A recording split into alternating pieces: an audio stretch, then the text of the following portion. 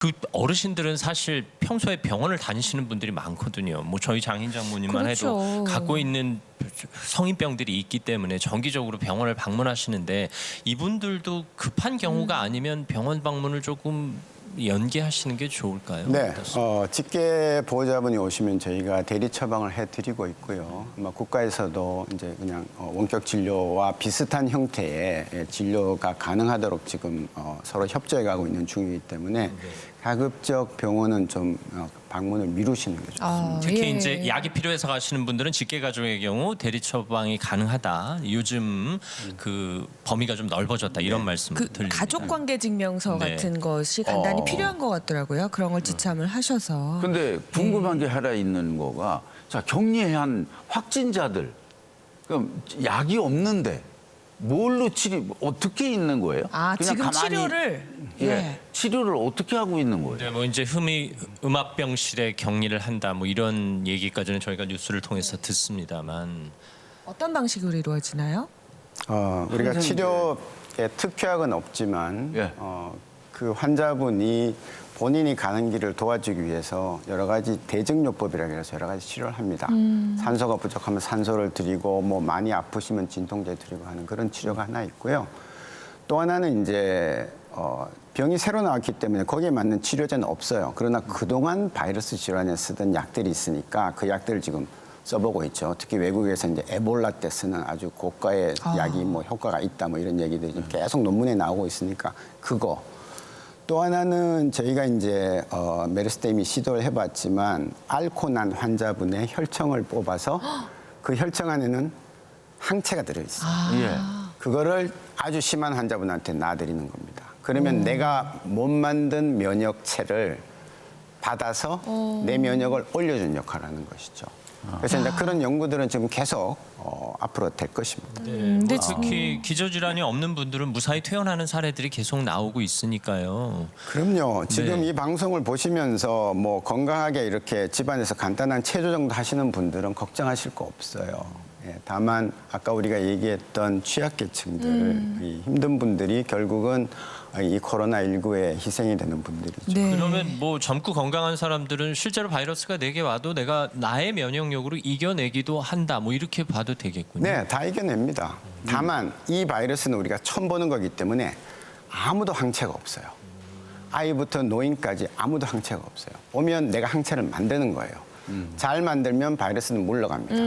못 만드는 분들이 밑으로 내려가서 병에 걸려서 끝내는 목숨을 잃게 됩니다. 예, 이래서 면역력이 그러니까 중요합니다. 평소에 체력을 길러놔야 된다 잘 이런 드시고 운동 말씀. 열심히 하시고 좀 그래야 되겠어요. 사실 저희 또래들은 당분간 부모님 댁도 방문하지 않는 것이 좋다 이런 얘기들 하거든요. 네. 네. 할 수 없지만 좀 섭섭하지만 그렇게 하셔야 되는 거고요. 왜냐면 우리가 또 병원균을 가져갈 수도 있으니까. 나는 이겨냈지만 부모님들은 어머님 아버님은 네. 위험하실 네. 수 있죠. 그래서 뭐 확실한 예가 이제 미국에서 추수감사절이나 크리스마스 때 이제 부모님을 방문하잖아요. 이제 손자 손녀를 데리고 방문을 하고 나면 그 다음 주부터는 병원에 노인들 폐렴 환자가 늘어납니다.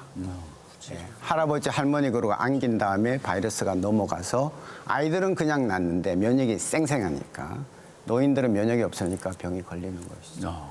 이 실제적인 사례가 있군요. 그러니까 네, 그럼 집에 계신 부모님들 뭐 당분간 자녀들이 찾아오지 않는다고 해서 너무 서운해하지 않으셨으면 좋겠습니다. 서로의 건강을 위한 거니까요. 아, 예. 음식으로 처리될 건 없습니까? 네, 음식으로 넘어가지 않습니다. 예.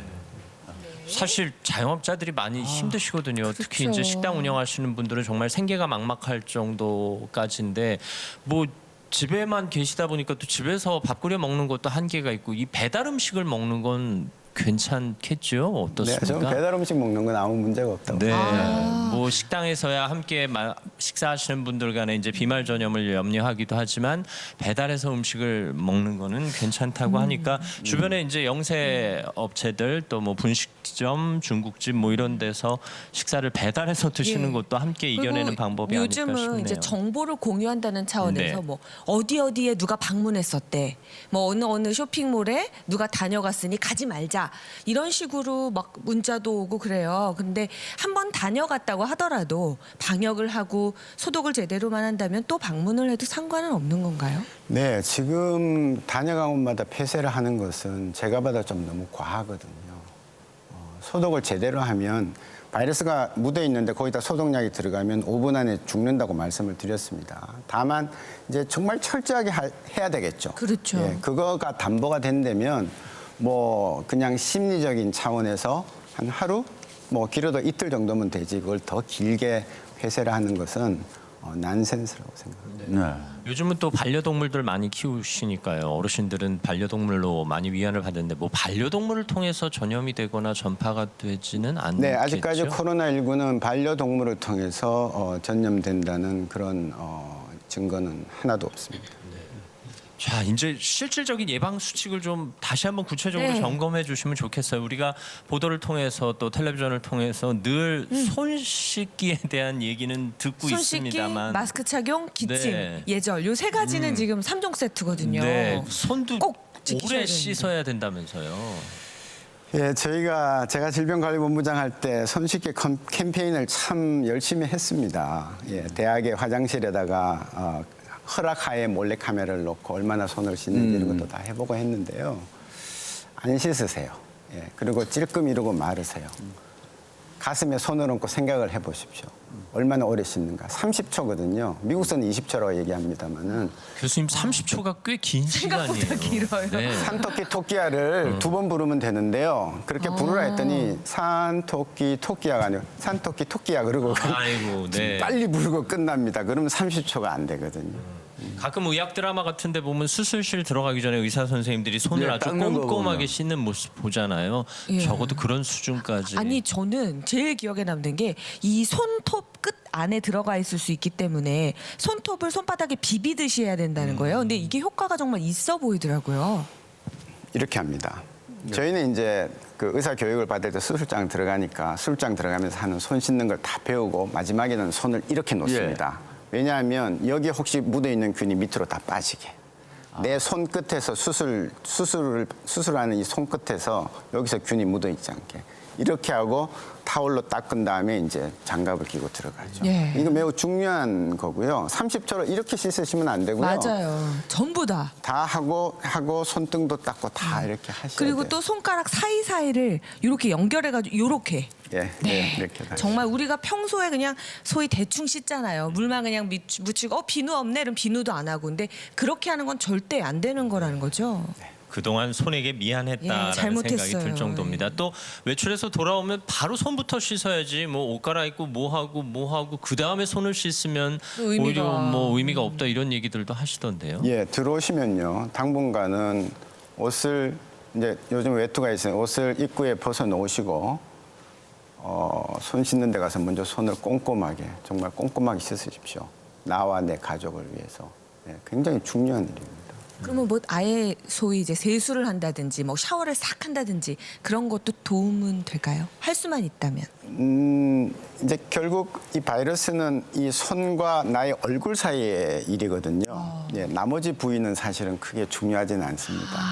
그래서 얼굴은 좀 꼼꼼하게 씻어주는 예. 것은 중요할 이게 것입니다. 습관적으로 손이 코에 간다거나 손이 눈에 가서 눈을 비빈다거나 하는 행위는 좀 조심하셔야겠네요. 근데 이게 무의식적이더라고요. 안 해야지 하면 더 간지럽고 더 뭔가 이렇게 손이 가서 이게 참 묘하더라고요. 이게 마스크가 아니라 뭐 복면을 하고 살아야 되는 그런 시대가 된 게 아닌가 해서 우리가 이렇게 씁쓸하기도 합니다. 얘기하고 있는 동안에도 백신이라든가 이런 거는 지금 막 연구해서 만들고 있는 거죠. 그렇죠. 만들어 보려고요. 네, 노력. 지금 백신 당연히 만들고 있고요.